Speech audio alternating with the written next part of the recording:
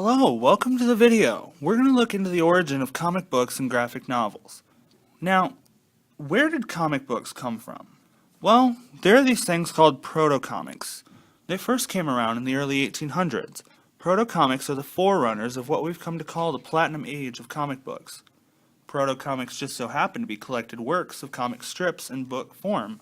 Publishers would take the strips that had been in the newspapers and publish them as comic books. The first one came out in 1842 and was called The Adventures of Obadiah Oldbuck. Throughout the 1800s, more comics were published. In the years 1895 to 1898, there was a comic strip published called Hogan's Alley starring the Yellow Kid. 1897, the first comic book magazine was printed featuring the Yellow Kid. Then we move on to the 1900s, where we had a big surge of comics about funny content. They were called funnies. The golden age of comic books started in the 1930s and ran until the early 50s. Why call it the golden age? Well, Richard A. Lupoff called it a rebirth in the first issue of Comic Art in 1960. Heroes became big. The golden age of comics brought forward Superman, Batman, Captain America, Wonder Woman, and Captain Marvel. It also brought with it the Human Torch and Submariner. But it's also been found that Captain Marvel, now Shazam, was the best-selling hero of the era. DC Comics started with Action Comics, and they had Adventure Comics, but they also had Detective Comics, where they get their namesake. Marvel was around too. They had a different name at the time. Marvel was Timely Comics, and in 1939 they released Marvel Comics #1. The first issue included Human Torch, an android and not Johnny Storm, and a detective named Angel. In the Golden Age, Superman was introduced in Action Comics #1. The book debuted in 1938. Did you know that there are only 50 to 100 of this book left? Did you also know that Nicolas Cage owned one? His was actually stolen and found in a locker 11 years after it was stolen. The book itself is worth about $2 million. The Comics Code Authority, the CCA, was founded in the Golden Age of comics. It's like a rating system for comic books. The Comic Book Code Authority was started by the Comics Magazine Association of America to keep kids from reading bad stuff. Comics started getting really edgy for the 50s, and with content having to do with horror, gore, and violence. After the Golden Age comes the Silver Age of comics. It picks up right after the Golden Age and basically ends around the 1970s. After World War II, heroes were losing popularity. Maybe it was the fact that juvenile crime rose, but that was proven wrong. The Comics Code Authority was implemented to turn kids around. That started the revival of heroes in their publishing companies. DC Comics started using Showcase, which brought in the Flash. They still use Superman, Batman, and Wonder Woman. DC also introduced new versions of old heroes such as the Green Lantern, the Atom, and Hawkman. The Silver Age also ushered in the Justice League. DC also wrote storylines for heroes in Earth 1 and Earth 2. Earth 2 was populated by heroes written before the Silver Age. Marvel Comics came out with their own team in 1961. The Fantastic Four. Marvel introduced Spider-Man in 62, the X-Men in 63, and the Hulk in 1962. All created by Stan Lee and Jack Kirby. The Silver Age of comics also focused on younger children by writing Richie Rich, Casper the Friendly Ghost, and Little Dot, all by Harvey Comics. They stopped writing horror with the CCA. Gilberton, Dell Comics, and Gold Key Comics adapted classic novels, TV shows, and cartoons for the age. The Bronze Age of comics came next, and it lasted from 1970 to 1985.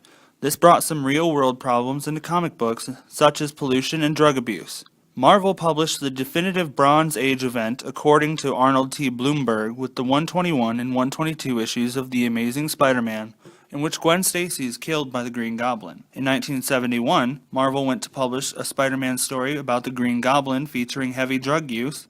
It was refused by the CCA, but either way Stan Lee published. The reception got the CCA to revise the Comics Code. Drugs could be used in storylines only if they were looked at negatively. The CCA also toned down rules on vampires, ghouls, and werewolves. This change brought forth Ghost Rider, Swamp Thing, and the Tomb of Dracula. In the 1970s, superhero popularity fell a little further, with most titles being canceled. DC canceled most titles, leaving Batman and Superman. Marvel canceled Doctor Strange, the Submariner, and X-Men. The Bronze Age of comics ushered in female versions of heroes like Miss Marvel, She-Hulk, Spider-Woman, and Red Sonja. The Bronze Age also introduced crossovers like Superman vs. The Amazing Spider-Man and the X-Men vs. the New Teen Titans. Artist Jack Kirby left Marvel in 1970 to go work for DC. Most of the writers from earlier ages were actually retiring about now. The modern age of comics is the last age because it's still happening. Another name for this era is the dark age of comic books because of the edgier feel that many books have taken on. DC Comics transitioned into the modern age by writing the Crisis on Infinite Earths arc, connecting the Bronze Age and the Modern Age. Current runs of The Flash, Superman, and Wonder Woman were cancelled to start the writing of the new series debuts for the characters. Horror and fantasy started to show more in the modern age with changes to the comics code. Artists like Alan Moore came to produce new stories.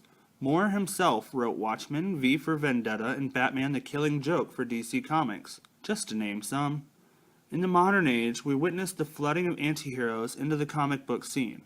Marvel characters Wolverine, the Punisher, and Daredevil surged along another like Spawn.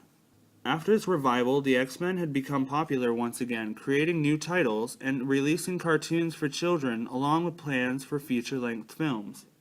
Talking about the different ages of comic books, I talked about the origins of DC Comics and Marvel, but they aren't the only publishers in the world. You have other big names like Dark Horse and Image Comics. Dark Horse was founded in 1986 with the first two publications being Dark Horse Presents and Boris the Bear. Dark Horse Comics deals in publishing Star Wars, Buffy the Vampire Slayer, Aliens, Mass Effect, and more. Image Comics, founded in 1992, published series such as Witchblade, Spawn, and The Walking Dead. When founded, the team of creators were Todd McFarlane, Jim Lee, Mark Silvestri, Eric Larson, Jim Valentino, William Portacio, and Chris Claremont. A common nickname for the founding of the company is the Exodus, based on the fact that 5 of the creators had worked on the X-Men franchise. With a huge past behind comics, there's a bright future. With every new film release of a comic book, more people are going to open up and read the stories that are playing out on their television screens. Comics are nearly timeless and provide adventures for everyone. Kids, teens, and the probable adult that's going to continue reading what they started years ago. Comics aren't going to die out with the stories they tell.